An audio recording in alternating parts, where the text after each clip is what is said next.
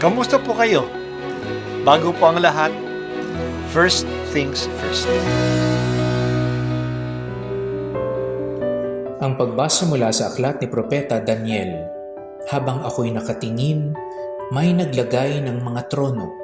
Naupo sa isa sa mga ito ang isang nabubuhay magpakailanman. Kumikinang sa kaputian ng kaniyang kasuotan at parang lantay na lana ang kaniyang buhok. Ang trono niya'y nagniningning.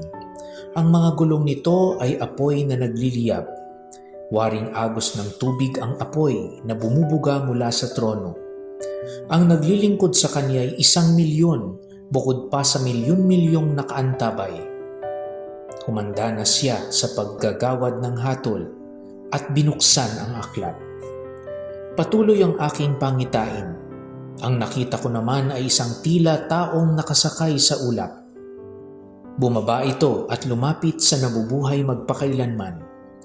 Binigyan siya ng kapamahalaan, ng karangalan at ng kaharian. Siya ay paglilingkuran ng lahat ng tao, bansa at wika. Ang pamamahala niya ay di matatapos at di babawiin, at hindi mawawasak ang kanyang kaharian. Ang salita ng Diyos. Salamat sa Diyos. Ngayong araw ay kapistahan ng pagbabagong anyo ng Panginoong Hesus doon sa bundok ng Tabor sa Galilea. Si Jesus at ang kanyang mga alagad noon ay papunta na sa Jerusalem. Nababalitaan na nila ang oposisyon na bumubuo laban kay Jesus. At si Jesus mismo ay nagsasalita na ng tungkol sa kanyang pagpapakasakit at kamatayan. Medyo mababa na ang moral ng kanyang mga alagad. Dinala ni Jesus ang mga kilalang leaders ng grupo na malapit sa kanya sa bundok ng Tabor. Ang mga ito ay sina Pedro, Santiago at Juan. Doon nagdasal si Jesus at habang siya ay nagdarasal, nagbago ang kanyang anyo. Nagningning siya tulad ng araw. Nagningning ang kanyang mukha at damit at nagpakita kasama niya si Moises at si Elias na pinag-uusapan nila ang mangyayari sa kanya sa Jerusalem. May dumating na ulap at mula doon ay may salita silang narinig na sinasabi, "Ito ang pinakamamahal kong anak. Siya ang lubos kong kinalulugdan." Kakaiba ang karanasang ito na pagkalipas ng higit na 40 taon, na alaala pa ito ni Pedro. Sa kanyang liham na ating narinig ngayon, sinabi niya na ang mensahe niya ay hindi katang-isip lamang. Ito'y totoong nangyari. Sila ang mga saksi sa mga bagay na naranasan nila. Sila mismo ay nakarinig ng tinig na galing sa ulap na nagsabi na ito ang kinalulugdan kong anak. Kaya ang kanilang mensahe ay maaasahan.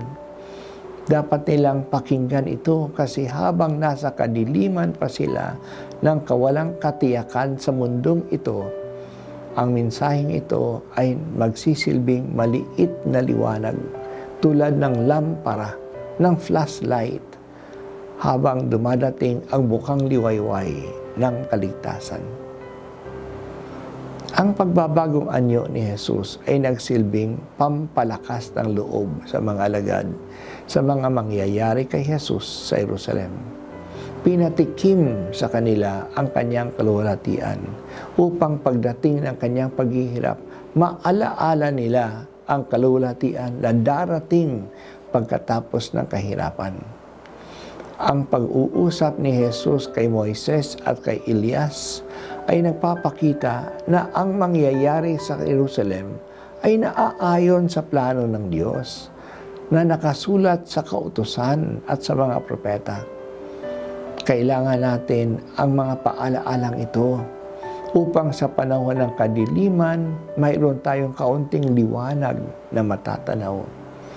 Ang liwanag ng kalulatian ay kailangan natin kapag tayo ay nasa dilim at mga pagsubok at mga problema.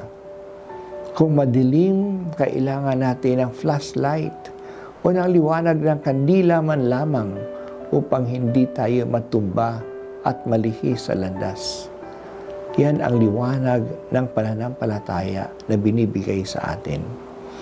Sa kalulatian ng langit, hindi na natin kailangan ng liwanag ng pananampalataya. Pagdating ng umaga, hindi na natin kailangan ng flashlight o ng kandila. Habang naglalakbay kami sa lupa, Panginoon, patatagin mo ang aming pananampalataya. Ito ang nagsisilbing gabay at liwanag sa aming paglalakbay sa mundong ito.